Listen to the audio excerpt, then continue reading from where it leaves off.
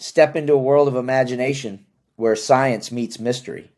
On this channel, Sci-Fi Stories, you'll experience exciting sci-fi stories about futuristic worlds, space adventures, advanced technology, and unexpected twists. Every story is told in a natural human voice, not AI generated, to give you a more real and engaging storytelling experience. If you love immersive sci-fi tales and powerful storytelling, you're in the right place. Let's start the story. They looked at her and saw someone broken. They should have looked closer. The transit station smelled like recycled air and desperation. Rin Kovic kept her head down, duffel bag pressed against her ribs like it might stop the bleeding. Not real bleeding, the kind that happens inside where nobody sees it.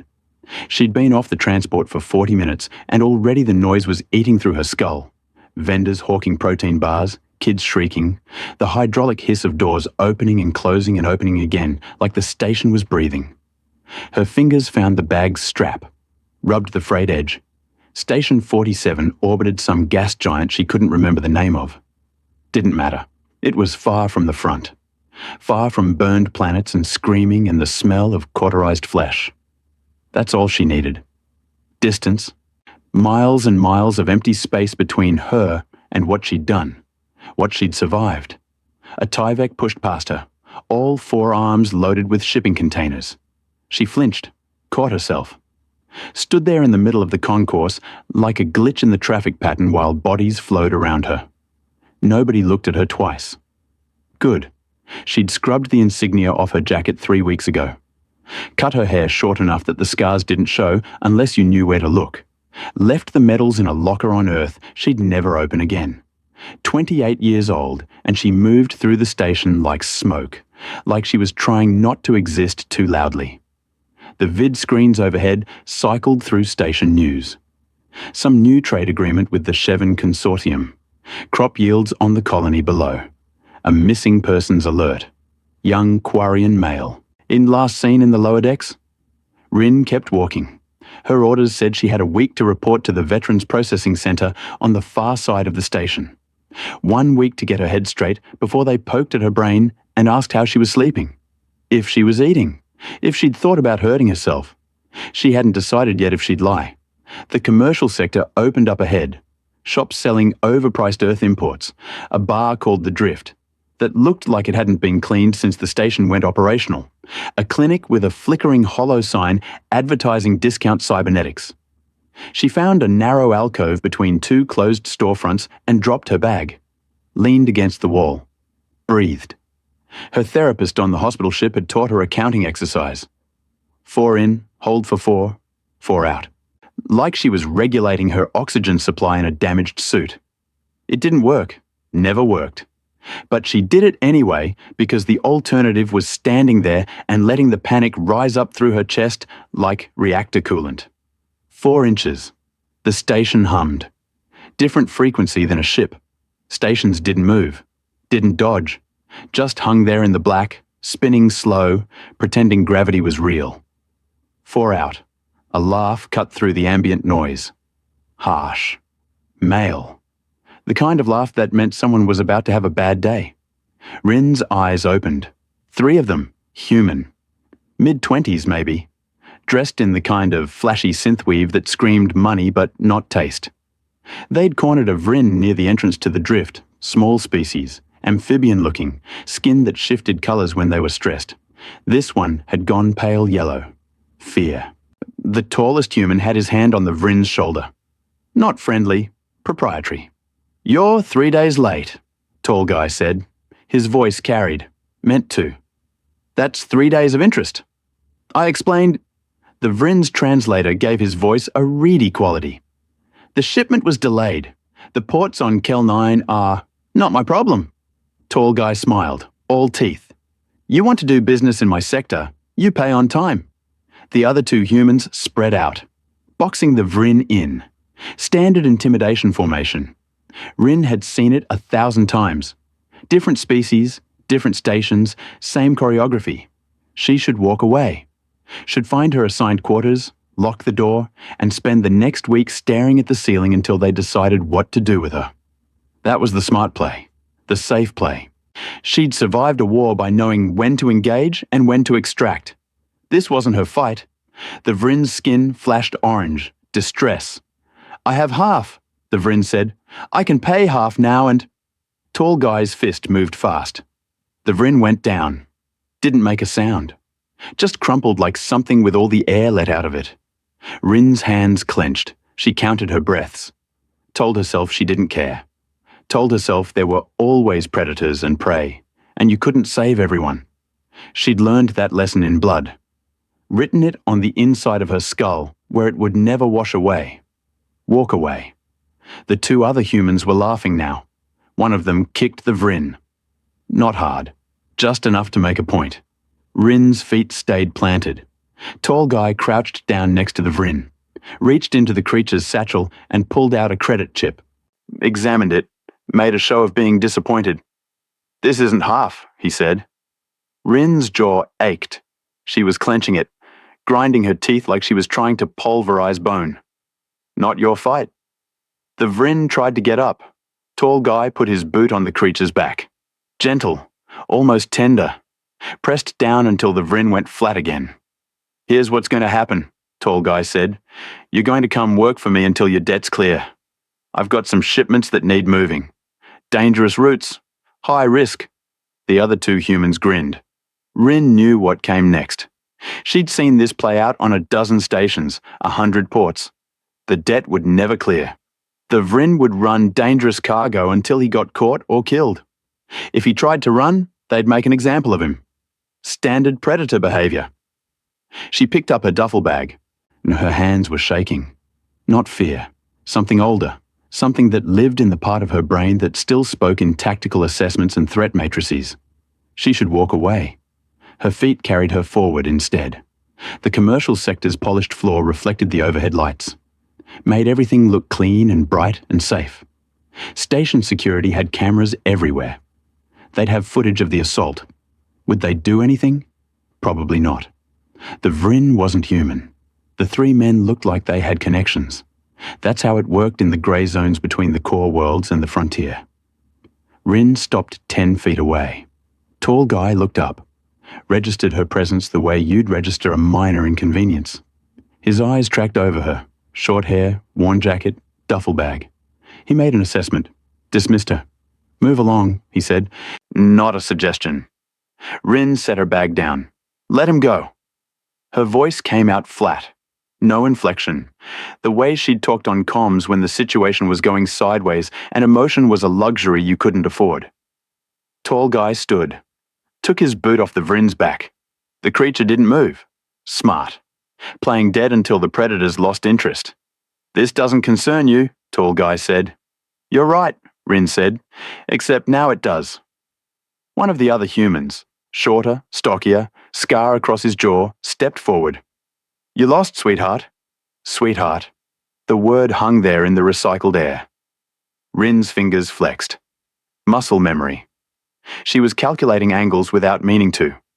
Threat assessment running in the background like autonomous software. 3 targets. Tall Guy was the leader. Take him first and the others might fold. Scarjaw was aggressive, probably compensating, would rush in without thinking. The third one, hanging back with his hands in his pockets, he was the problem. Waiting. Watching. She catalogued all of this in the space between heartbeats. "I'm exactly where I need to be," Rin said. Tall Guy smiled. That particular smile men use when they think they're about to teach someone a lesson. "You want to be a hero?" he asked. "That it?" Rin didn't answer. The Vrin was pulling himself up. Slow. His skin had gone grey-green. Shock. "Walk away," Tall Guy said. Last chance. Rin had been given last chances before. On a moon whose name she'd scrubbed from her memory. In a bunker that smelled like copper and cordite. She'd walked away from some of them. Others, she'd stayed. Her squad had stayed. They weren't here anymore. She was. "Copy that," she said. Military slang. Automatic. "Here's my counteroffer. You let him go, you apologize, you find someone else to terrorize." Scarjaw laughed. Actual genuine amusement. "Or what?" he asked. Rin looked at him. Through him. The way you look at targets when you're trying to decide if they're combatants or civilians. She'd gotten good at that assessment. Too good. Or I make you, she said. The third human, quiet one, hands still in his pockets, pulled them out. Empty. Smart. Showing he wasn't armed. But his stance shifted. Weight on the balls of his feet. He'd had training. Interesting. Tall guy's smile widened. You know who I am? Don't care. Dax Moreno. I run the South Commercial District. Everything from the drift to the cargo bays. You're standing in my territory. Your territory, Rin repeated. On a station with 60,000 residents. What, you run maybe 3 blocks of shops and think you're warlord material? Dax's smile disappeared. Good. Anger made people sloppy. Last chance, he said again. Like repeating it would make it true. Rin shrugged. I don't take those anymore. Scarjaw moved first. He came in fast. Faster than she'd expected. Maybe he had some augments. Reflexes boosted. He swung wide, telegraphing his punch like he'd learned to fight in vids. Rin stepped inside his reach. Redirected his momentum. Used his own force to spin him past her. He stumbled. Crashed into a storefront display. Holocubes scattered. She'd barely moved. The quiet one came next. More controlled. Low kick aimed at her knee. Trying to disable. She shifted her weight. Took the impact on her shin. Felt the shock run up her leg. He followed with a palm strike to her solar plexus. Rin caught his wrist. Twisted. Heard cartilage pop. He didn't scream. Bit down on it. Fell back. Professional. Dax pulled a blade. Small thing. Ceramic. Wouldn't show on scanners. He held it wrong. Point down, like he was going to stab. Amateur hour. You made a mistake, he said. Rin's pulse was steady. 60 beats per minute, the same as when she was eating breakfast or reading or watching people die. Yeah, she said. I did. She'd made a mistake getting involved. Made a mistake thinking she could just arrive at this station and disappear into civilian life. Made a mistake believing she could see someone get hurt and do nothing. But she'd made bigger mistakes. Survived them too. Dax lunged. Rin moved. Not away. Into it. She caught his knife hand at the wrist, rotated his arm until the shoulder joint screamed, and drove her knee into his thigh. Dead-legged him. His whole right side went numb. The knife clattered to the floor. She swept his standing leg. He went down hard. Face first. The kind of impact that rattles teeth. Rin put her boot on the back of his neck. Light pressure. Just enough that he'd know she could end this anytime she wanted. The commercial sector had gone quiet. People were staring. Some with their hands on their comms, probably calling station security. Others just watching like this was entertainment. The Vrin was gone. Smart creature. Rin looked down at Dax. He was trying to say something. Couldn't. Her boot was compressing his trachea just enough to make words difficult. You're going to leave him alone, Rin said. Quiet. The kind of quiet that carries. You're going to write off his debt. You're going to find a new hobby. Maybe take up gardening. Stations always need people in hydroponics. She lifted her boot. Dax sucked air, rolled onto his side. His face had gone purple-red. Who? He coughed. Who the fuck are you? Rin picked up her duffel bag. Nobody, she said, and she walked away. Her hands were shaking again. Adrenaline dump. She'd kept it together during the fight, but now her nervous system was paying the bill. She found a public restroom 3 corridors over and locked herself in a stall. Sat on the closed toilet lid. Breathed. 4 in. The fight had taken maybe 20 seconds. 20 seconds, and she'd dismantled 3 men without thinking. Muscle memory. Reflex. The thing they'd trained into her so deep, it bypassed conscious thought. 4 out. She was supposed to be done with that. Done with violence. Done with being the thing that broke other things. Her hands wouldn't stop shaking. Someone entered the restroom. Footsteps. The sound of water running. Rin stayed in the stall until they left. Then she stayed longer because standing up meant accepting what she'd just done, and she wasn't ready for that yet. Her comm chimed. She almost didn't check it. Almost threw the thing in the recycler.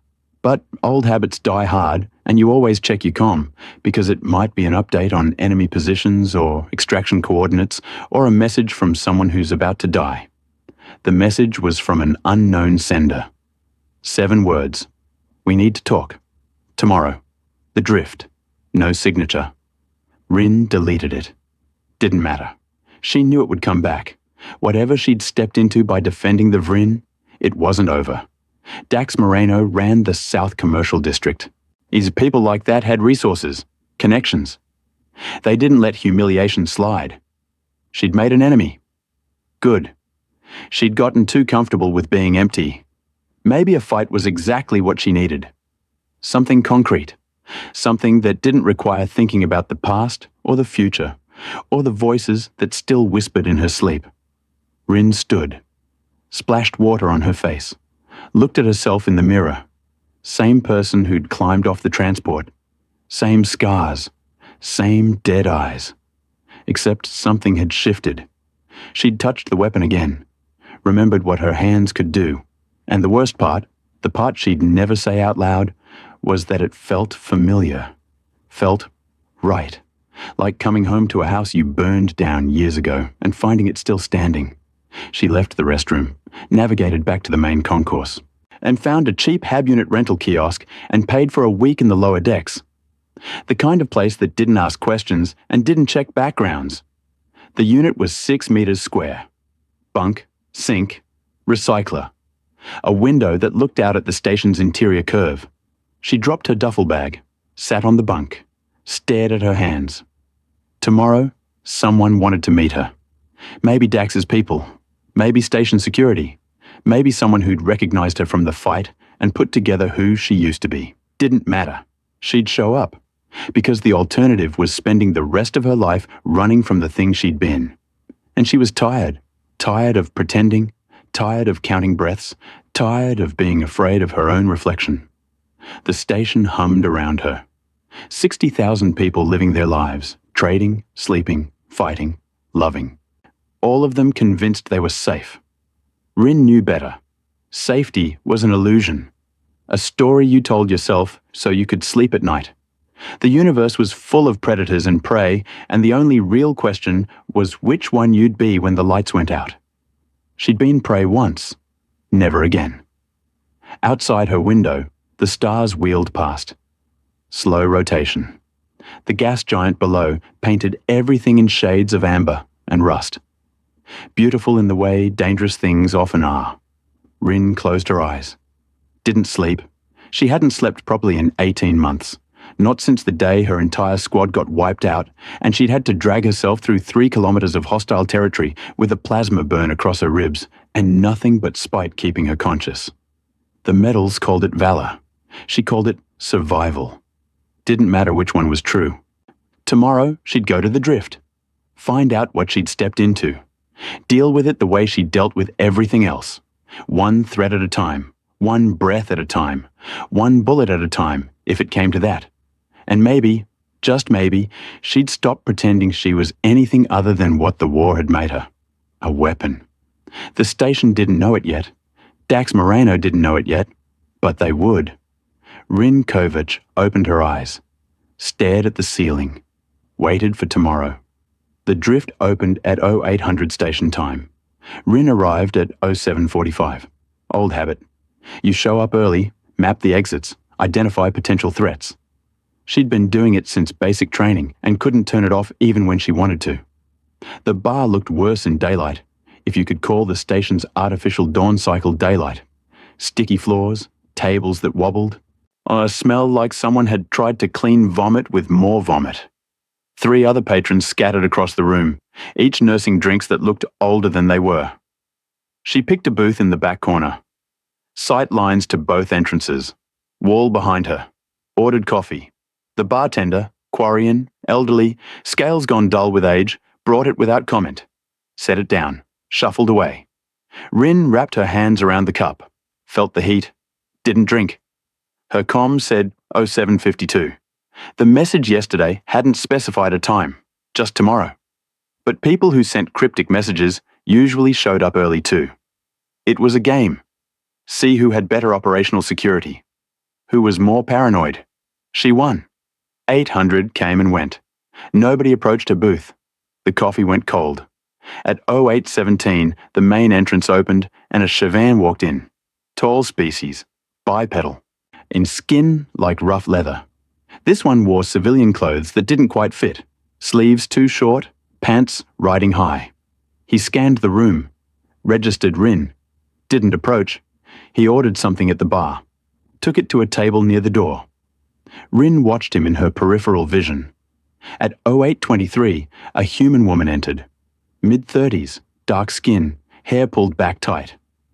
She moved like someone who'd spent time in zero-G, smooth, economical, every motion deliberate. Station security uniform. No weapon visible, but Rin knew where she'd keep it.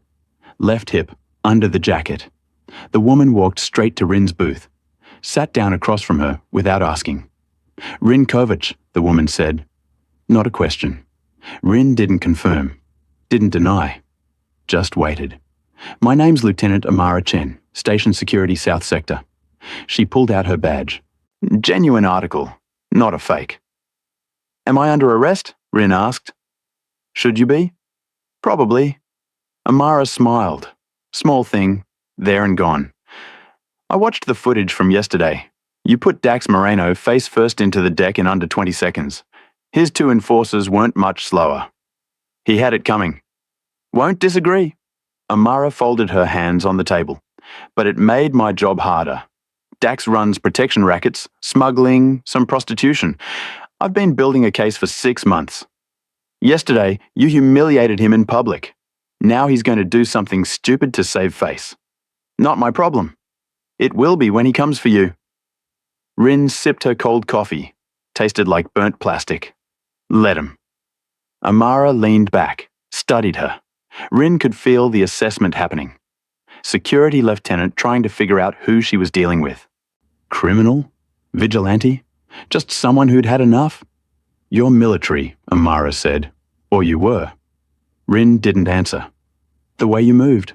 The way you neutralized 3 targets without breaking a sweat. That's not self-defense training.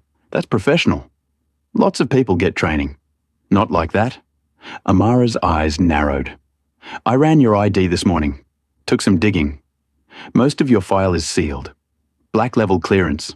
The parts I could access said you mustered out 3 weeks ago. Medical discharge.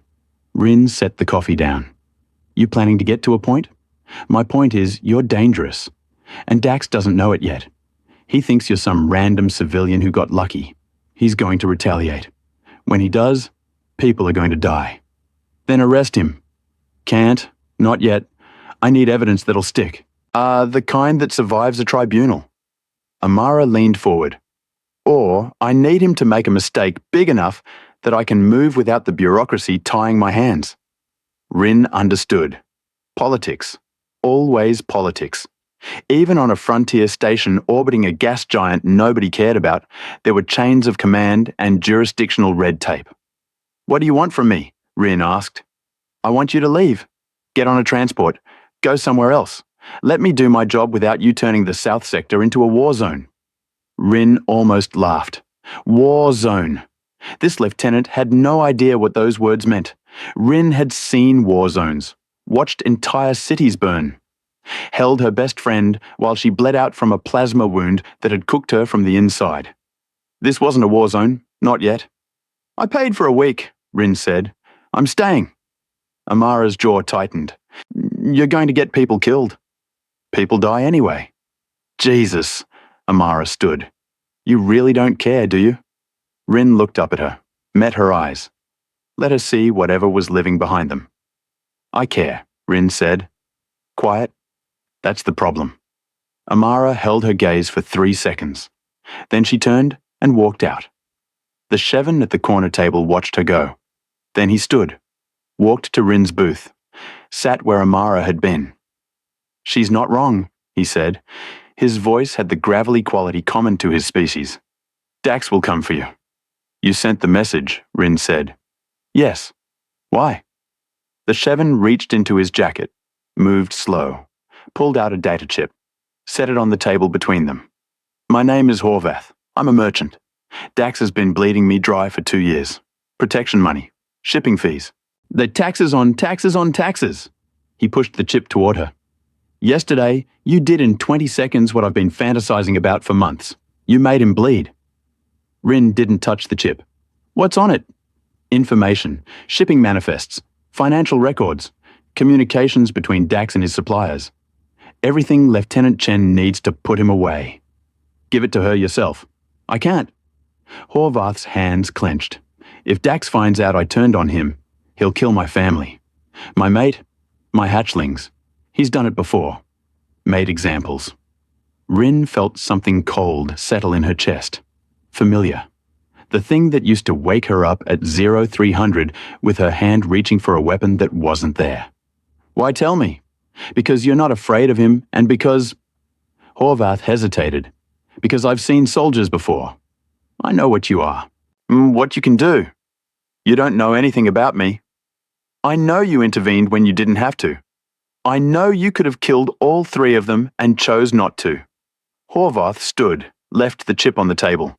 Dax is meeting his suppliers tonight. Cargo Bay 7, 2200 hours. If someone were to disrupt that meeting, Lieutenant Chen would have probable cause to move. Find someone else. There is no one else. Horvath turned to leave. Stopped. The Vrin you saved yesterday. His name was Kellis. He has 3 offspring. They would have starved if Dax had conscripted him. You saved 4 lives. Then he was gone. Rin sat alone in the booth, stared at the data chip. She should leave it, walk away. Spend the next week in her HAB unit staring at walls until the Veterans Processing Center decided what to do with her broken brain. She picked up the chip, pocketed it. The bartender was watching her. She dropped credits on the table, more than the coffee cost, walked out into the commercial sector. The station was waking up, shops opening, vendors setting up. The same Tyvek from yesterday pushed past with a different load. The cycle continued. People living, working, pretending the universe was safe. Rin's comm chimed. Different number this time. Message, you made a mistake. Tonight we make it right. No signature needed. She deleted it. Checked her chronometer. 8:47. 13 hours until Dax's meeting. Plenty of time to prepare or run. She went back to her HAB unit, opened her duffel bag. Most of it was clothes. Civilian stuff she'd bought at a surplus store on Earth. Under that, wrapped in a thermal blanket, and was the kit she'd sworn she'd never use again. Combat knife, ceramic blade, illegal on most stations, tactical comm unit, military-grade encryption, medkit, field surgery supplies, coagulant, stims. And at the bottom, in a locked case she'd promised herself she'd throw out, her service pistol, Mark 47 plasma handgun, human design, built for close quarters, 30-shot magazine, could punch through most body armor and keep going. She'd killed 17 people with this weapon, knew exactly where she'd put every shot. Rin sat on the floor, took the pistol out of its case, checked the action, smooth. She'd cleaned it before mustering out. Old habit, you never leave a weapon dirty even if you're never going to fire it again. The grip fit her hand like it had been molded there. She set it down, looked at her hands. They'd stopped shaking. That should have scared her. Should have sent her running to the Veterans Processing Center to beg for the psychiatric hold she'd been avoiding. Instead, it felt like relief. Like the world had snapped back into focus after months of being blurry. She'd been trying to be someone else. Someone soft. Someone who could drink coffee in bars and not calculate kill zones. Didn't work. You can't unmake what you are. Rin reassembled the pistol, loaded a magazine, chambered a round, set the safety, clipped it to her belt under her jacket. The weight felt right. She spent the next few hours mapping the station. Cargo Bay 7 was in the industrial sector. Low security, minimal cameras, wide corridors for moving freight. Easy to get in, harder to get out if things went sideways. She found 3 exit routes. I memorized them, identified choke points, cover positions, fields of fire, like riding a bike, like learning to breathe. At 1600 she ate protein bar, water. Her appetite had vanished somewhere between the transport and yesterday, but her body needed fuel. The war had taught her that. You feed the machine even when the machine doesn't want it. At 1800, she tried to sleep. Couldn't. Lay on the bunk, staring at the ceiling instead. Her mind was running scenarios. What if Dax brought 10 people instead of 3? What if he had military-grade weapons? What if station security showed up? What if she killed someone? She'd sworn she was done with that. Done with being the thing that ended lives. The medals said she was a hero. The nightmares said different. 18 months since the war ended, and she could still see every face. Remember every name. The ones she'd saved and the ones she hadn't. The ones she'd killed. Lieutenant Amara Chen had asked if she cared. She cared too much. That was the problem. You care, and then someone you love dies, and you care more, and then someone else dies, and eventually you're carrying so much weight you can't move anymore. Can't sleep, can't eat, can't do anything except exist in the space between what you were and what you became. Her comm chimed at 2100. Lieutenant Chen, whatever you're planning, don't. I can handle Dax. Rin didn't respond. At 2145, she left her HAB unit, took the maintenance corridors. Station workers used them to move between sectors without dealing with civilian traffic. She knew the routes now. Had walked them 3 times that afternoon. Cargo Bay 7 was exactly where the schematic said it would be. She found a service alcove 20 meters from the main entrance. Good sight lines, dark enough to hide. She settled in, waited. Professional killers are good at waiting. At 2158, a transport arrived. Small thing, civilian model. 3 humans climbed out. Not Dax's people. These looked military. Mercenaries, maybe. Good gear. Confident movements. At 2203, Dax arrived. He brought 8 people. Rin recognized Scarjaw and the quiet one from yesterday. The others were new. Mixed species, 2 Quarians, a Tyvek, 3 more humans, all armed. Rin counted weapons. 4 pistols, 2 rifles. Something that looked like a grenade launcher. Overkill for a business meeting. Dax was expecting trouble. Smart. The 2 groups met in the center of the cargo bay. Exchanged words Rin couldn't hear from her position. One of the mercenaries opened a crate, showed Dax the contents. Weapons. Military grade, human manufacture, illegal as hell. Dax smiled, gestured to one of his people. They brought forward a payment case. Opened it. Credits. Physical currency. Untraceable. Standard arms deal. Rin should leave. Let Lieutenant Chen handle it. This was her evidence. Her case. Rin had done her part by being here to witness it. She stayed. One of Dax's Quarians was shifting, nervous, kept looking around. Amateur. In Rin's old unit, they'd have washed him out in week 1. The mercenary closed the crate. Deal done. Then the Quarian's head exploded. No sound. Just pink mist and the body dropping. Sniper. Rin's brain catalogued it in the same instant everyone else started screaming. Suppressed shot. Probably from the upper catwalks. Professional hit. Everyone scattered, looking for cover. Dax was shouting orders. His people were returning fire blind. The mercenaries had dropped behind their transport. Another shot. One of Dax's humans went down. Chest shot. Dead before he hit the ground. Rin pressed herself against the wall. Not her fight, not her problem. She could slip out through the service corridor. Be gone before anyone knew she'd been here. A 3rd shot took out one of the mercenaries. The sniper wasn't after Dax. He was killing everyone. Rin's hand found her pistol. Drew it. Safety off. Not her fight. A 4th person died. The Tyvek. All 4 arms flailing as he dropped. Rin's training kicked in before her brain could stop it. She scanned the catwalks, looking for muzzle flash, sight lines. Yacht there, upper northeast corner. Thermal suppression, but she could see the barrel shift. Professional shooter. Military-grade equipment. He fired again. Missed. Dax had gotten behind a cargo container. Smart. The sniper couldn't get an angle. Rin had an angle. She stepped out of the alcove, raised her pistol, controlled breathing, the way they'd taught her, the way she'd practiced until it became reflex. 1 shot. Plasma bolt traveled at 1,200 meters per second. Hit the sniper's rifle. Vaporized it. The shooter jerked back, disappeared into the shadows. Everyone in the cargo bay froze. They'd all heard the shot, different signature than the sniper's weapon. They were trying to figure out where it came from. Rin was already moving, back into the service corridor. Running. She knew this station now, knew the routes, and could lose herself in the maze of maintenance passages and utility closets.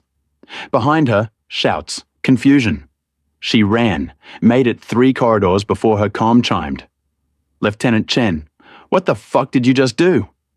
Rin kept running, reached a junction, chose left, descended 2 levels, found a recycling station and ducked inside, pressed her back against the wall, listened.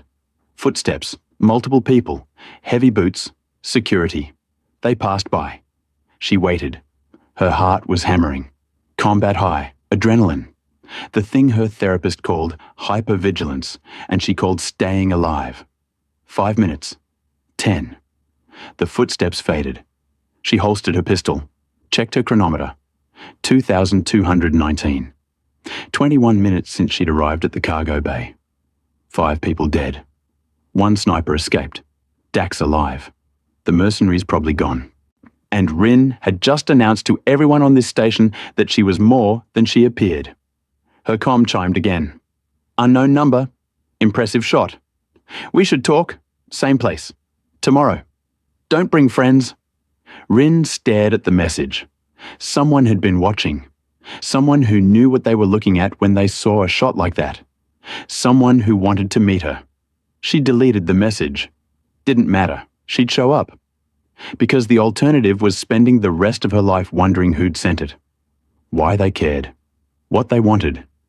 And because a small part of her, the part that had never left the war, wanted to know who else on this station could shoot like that. Rin made her way back to her HAB unit through maintenance corridors. Took twice as long as the direct route. Better to be patient than caught. And her unit was undisturbed. No one waiting. No signs of forced entry. She locked the door, secured the weapon, sat on the floor with her back against the wall. Breathing exercises didn't work anymore. At 0147, her comm chimed. "Lieutenant Chen. 5 dead. Crime scene's a mess. Dax is claiming self-defense. The mercenaries vanished, and someone took a shot that my weapons analyst says is impossible from that range with a handheld weapon. Want to tell me what really happened?" Rin typed, "No." Deleted it. Typed, "Sniper, upper catwalks, military-grade equipment. Gone before I could ID, sent it." Chen's response came fast. "And you were there, why?" Rin didn't answer. She set her comm on silent, lay down on the bunk, stared at the ceiling. Tomorrow, someone wanted to meet her. Someone who'd watched her shoot. Someone who knew quality when they saw it. Maybe another veteran. Maybe a recruiter. Maybe someone who wanted her dead and was polite enough to send an invitation first. Didn't matter. She'd go. Because this was better than counting breaths in the dark. Better than pretending she was anything other than what she'd always been. A weapon looking for a target. The station hummed around her. 60,000 people sleeping, dreaming, convinced they were safe. Rin knew better. She'd saved lives tonight, stopped a massacre, and all it had cost was stepping back into the thing she'd been trying to escape. The war was over, but Rin Kovic was still fighting it. Tomorrow, she'd find out why. The drift was closed when Rin arrived. 7:30 station time. Door locked. Lights off. A sign in 3 languages said they opened at 800. She waited. Leaned against the wall across from the entrance. Watched the commercial sector wake up. Vendors setting up stalls. Early shift workers grabbing caffeine. Aquarians sweeping the corridor with the kind of defeated rhythm that said this was year 5 of a 10-year contract. Normal. Safe. Boring. Her pistol was a comfortable weight under her jacket. At 0745, the door unlocked. The elderly Quarian bartender stood in the doorway, looked at her, gestured inside without speaking. Rin followed. The bar was empty. Same sticky floors. Same smell. Different light. The overhead panels were still off, leaving only emergency lighting. Shadows in corners. Good ambush positions if you were into that kind of thing. She picked the same booth from yesterday. The bartender brought coffee without being asked. Set it down. shuffled to the back room. Rin sat, waited. At 07:52, the rear entrance opened. A woman walked in, human, tall, maybe 50, grey hair cropped military short. She wore civilian clothes but moved like someone who'd spent decades in uniform. No wasted motion. Every step deliberate. She slid into the booth across from Rin. Said nothing. They looked at each other. Rin catalogued details. Scar tissue on the left hand. Augmented right eye, the kind issued to military snipers. Posture that said spine damage, probably from sustained combat deployment. Old soldier, professional. "That was a hell of a shot," the woman said finally. "Thanks." 400 meters, moving target. Thermal suppression on the sniper's rifle. You vaporized it without hitting him. Precision work. You sound impressed. I am. The woman leaned back. I'm also curious. That kind of shooting doesn't happen by accident. You were military, special operations, the kind of unit that doesn't exist in official records. Rin sipped her coffee. You going somewhere with this? My name's Colonel Vasquez, retired. I run a small operation on this station. Private security, consulting work. Sometimes we handle problems the local authorities can't touch. Mercenary work. Selective mercenary work. Vasquez smiled. Thin thing. I choose my clients carefully. No war crimes, no civilian targets. Clean work for people who deserve it.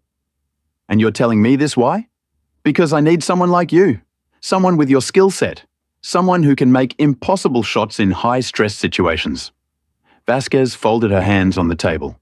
I've been tracking Dax Moreno for 3 months. He's expanded beyond protection rackets, weapons trafficking, slavers. He's moving sentient beings to mining colonies where they disappear into labor camps. Rin felt something cold settle in her stomach. Lieutenant Chen is building a case, she said. Lieutenant Chen is a good cop working in a corrupt system. She'll need another year to navigate the bureaucracy. Dax will move 10,000 slaves in that time. Vasquez's expression didn't change. I'm offering you a faster solution. We take him down, permanently. No trial, no appeals. Just clean removal. Murder. Justice. Rin set her coffee down. Not interested. You killed people last night. I stopped a massacre. Different calculation. Is it? Vasquez leaned forward. You spent, 5 years in combat? More? You know how this works. Sometimes the right thing and the legal thing aren't the same. Rin stood. Find someone else. There is no one else on this station who can shoot like you. I've checked. Then you're out of luck. She turned to leave. I know who you are, Vasquez said. Quiet, not a threat. Statement of fact. Rin stopped. First Lieutenant Rin Kovac, 3rd Reconnaissance Force, the Ghost Corps. Vasquez's voice was steady, professional. Deployed to 17 combat zones over 4 years. 47 confirmed kills, twice that number unconfirmed. You held a position solo for 8 hours against a Zeresh offensive that should have overrun you in minutes. They gave you a medal, classified at black level because they didn't want the enemy knowing humans could do that. Rin didn't turn around. You lost your entire squad on Kepler 442B. 15 soldiers, all dead in 30 minutes. You were the only survivor. Dragged yourself 3 kilometers with plasma burns across 60% of your body. Refused to die. Vasquez paused. And when you finally got back to friendly lines, you asked to go back out. They said no. Gave you a medical discharge, PTSD, survivor's guilt, unstable mental state. Rin's hands clenched. I know what you are, Vasquez said. I know what the war made you. And I know you're here because you can't figure out how to be anything else. You don't know anything about me. I know you intervened when you didn't have to. I know you saved lives last night. I know you're trying to be normal and failing. Vasquez stood, walked to stand beside her. I'm offering you what you need. Purpose, target, rules of engagement. Clean work against people who deserve it. Rin turned, met her eyes. I'm done killing. Are you? The question hung there. Because the truth was, Rin didn't know.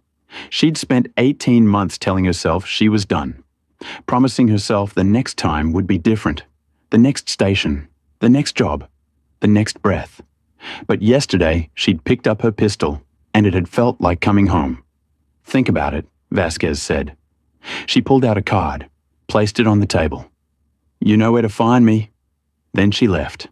Rin stood alone in the empty bar, looked at the card, didn't pick it up. She walked out into the commercial sector. The station had fully woken now, crowds moving, commerce happening, life continuing the way it always did. Her comm chimed. Lieutenant Chen. Need to see you. Now. Or my office. Rin checked the address. Security substation, South Sector. She went. Lieutenant Chen's office was small, efficient, no personal effects. Just screens showing camera feeds and status reports. Chen sat behind a desk that looked military surplus. Gestured for Rin to sit. Rin stayed standing. 5 dead, Chen said. Weapons deal interrupted. Sniper escaped. And you were there. Yes. Why? Wrong place. Wrong time. Bullshit. Chen pulled up a holo display. Security footage from the cargo bay. Thermal imaging. This is you. Alcove 20 meters from the entrance. You arrived 14 minutes before Dax. You were waiting. Rin said nothing. And this? Chen enhanced the image. This is your shot. 1 bolt. Perfect trajectory. You destroyed a military-grade rifle from 400 meters with a handheld weapon. My weapons analyst says that's impossible. The precision required, the timing, the environmental factors. Your analyst is wrong. Clearly. Chen killed the display. Who are you? Nobody. Former military, special operations, the kind of soldier who shouldn't exist in peacetime. Chen leaned back. I pulled every string I have. Called in favors. Your file is locked tighter than classified weapons data. That means someone high up wants to forget you exist. Rin met her eyes. Then maybe you should too. Can't? Because last night Dax Moreno sent 4 teams after you. They tore apart the lower decks looking for you. Hurt 6 people in the process. 2 are in medical. Dax has put a bounty on your head. 50,000 credits, dead or alive. Flattering. This isn't a joke. He's escalating. Next time he won't send thugs. He'll send professionals. Let him. Chen stood. Walked around the desk. Stopped 3 feet from Rin. I can't protect you, she said. Station security has jurisdiction, but not resources. If Dax brings in outside help, real mercenaries, I can't stop them. You need to leave. No. Jesus Christ. Chen ran a hand over her face. You have a death wish? I have unfinished business. What business? Rin pulled out the data chip Horvath had given her. Set it on Chen's desk. Shipping manifests, financial records, communications, everything you need to build your case against Dax. She turned to leave. You're welcome. Wait. Chen grabbed her arm. Rin looked down at the hand, then at Chen. Chen let go. Why, where did you get this? Does it matter? It matters if I want it to stand up in court. But Chen was already sliding the chip into a terminal, scanning the contents. Her expression shifted. Surprise. Then something harder. This is... She looked up. This is enough. Financial fraud, weapons trafficking, 17 different violations. I can move on this. Then do it. I will. But Dax will know someone gave me this.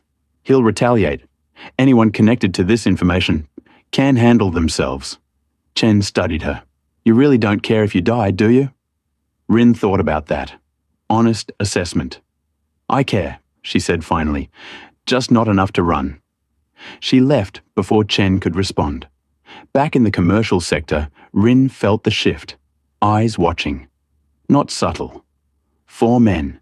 Human. Good gear. They were tracking her movements. Maintaining distance, but not hiding. Dax's people. Professionals this time. Rin kept walking. Led them toward the industrial sector. Fewer civilians. Better if this went kinetic. Her comm chimed. Unknown number. Turn around. Coffee shop. Red awning. Now. She stopped. Looked back. A small cafe. Red awning. Someone sitting at an outside table. Vasquez. The 4 men following Rin had stopped too. Watching. Waiting. Rin changed direction. Walked to the cafe. Sat across from Vasquez. You're being followed, Vasquez said. I noticed. Dax hired the Keller Group. Good outfit. Former military. They won't make the same mistakes his amateurs did. Your point? Vasquez slid a tablet across the table. This is Dax's schedule for the next 48 hours. Meetings, locations, security details. She tapped the screen. Tomorrow night, he's meeting with the Keller Group leadership. Finalizing your contract. 3 guards, 1 transport. Cargo Bay 12. Rin looked at the information, memorized it, pushed the tablet back. Why are you telling me this? Because I'm offering you a choice. Vasquez leaned forward. Option 1. You run. Get off this station. The Keller Group is good, but they're not cheap. Eventually, Dax will decide you're not worth the expense. And option 2? You end this. Tomorrow night. Dax and the Keller leadership in one place. You remove them. Clean, professional. I'll provide support. Extraction, resources. Murder. Survival. Rin stood. I already told you. Not interested. Then you're going to die on this station. The Keller Group doesn't quit. They'll keep coming until you're dead, or they are. Let them. She walked away. The 4 men following her had gotten closer. Not threatening yet, just making their presence known. Rin led them on a tour of the industrial sector, maintenance corridors, cargo bays, dead ends, mapping their response time, their communication patterns, professional assessment. They were good, but she was better. At 1800, she returned to her HAB unit, secured the door, sat on the floor with her pistol disassembled in front of her, cleaning, checking, old ritual. Her comm chimed every 30 minutes. Chen, Vasquez, unknown numbers. Everyone wanted something from her. She turned it off. Tomorrow night, Dax would meet with the people he'd hired to kill her. Tomorrow night, she could end this. One clean operation. The kind she'd run 100 times during the war. Or she could do nothing. Let Chen's legal process play out. Trust the system. Both options felt wrong. She reassembled the pistol, loaded a fresh magazine, set it on the floor beside her, stared at it. This was the thing she'd been avoiding. The choice? Not whether to fight. She'd already made that decision when she defended Kellis the Vrin, but whether to go back to being what she was. A ghost cause operator. The kind of soldier who solved problems permanently. She'd spent 18 months trying to be someone else. Softer, safer. The kind of person who could live in the world instead of destroying pieces of it. Didn't work. You can't unmake what you are. At 0300, she gave up on sleep. Spent the next few hours preparing. Checking gear. Planning routes. Identifying variables. Like she was deploying again. Like the war had never ended. At 2100 the next night, Rin Kovac stood in the shadows outside Cargo Bay 12.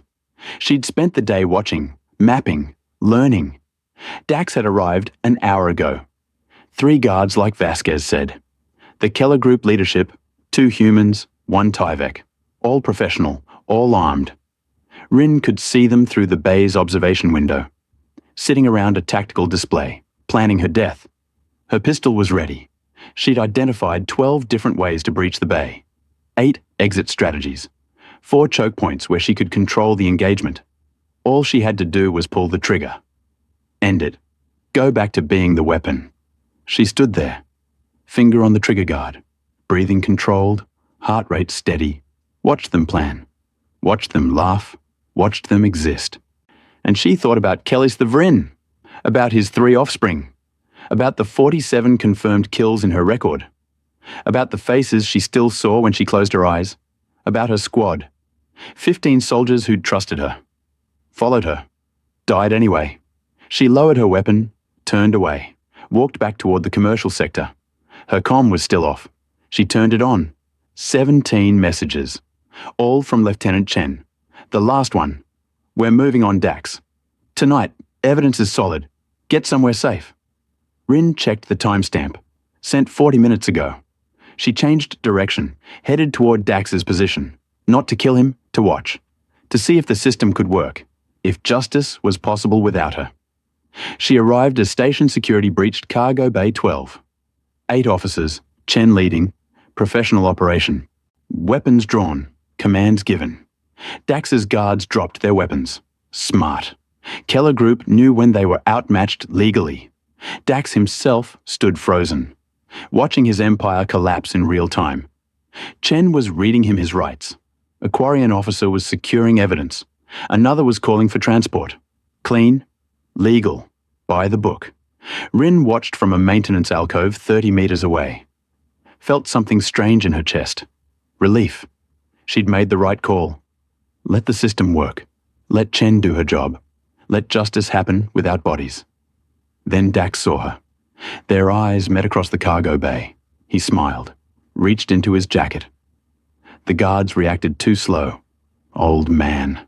Unarmed civilian. They'd assessed him as minimal threat. Mistake. Dax pulled a detonator, pressed it.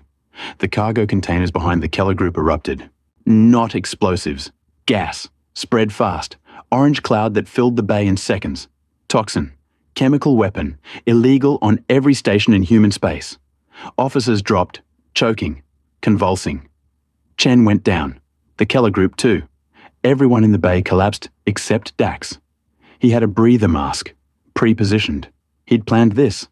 Scorched earth. If he couldn't win, nobody won. Rin was moving before her brain caught up. Grabbed her breather from her belt. Old habit, always carry survival gear. Sealed it, ran into the bay. The gas burned her eyes even through the mask. Military-grade nerve agent. Touch toxic. Lethal in minutes. She grabbed Chen first, dragged her toward the exit. Chen was still breathing. Barely. Rin pulled her clear. Went back. 4 more officers, all down. She moved them one by one, fast. Professional. The kind of evacuation drill she'd run in training, except this was real, and people were dying. Dax was escaping through a service exit, watching her save people while he ran. She could go after him, should go after him. Instead, she pulled another officer clear. Then another. By the time she got everyone out, Dax was gone. Station medical arrived. Took over. Chen was first in the trauma unit, still breathing. Critical, but stable. Rin stood in the corridor outside Cargo Bay 12, covered in chemical residue, shaking from the adrenaline crash. Watching medical teams work. She'd saved 8 people. Let Dax escape. Made the choice. A hand touched her shoulder. She spun. Weapon drawn. Vasquez raised her hands. Easy.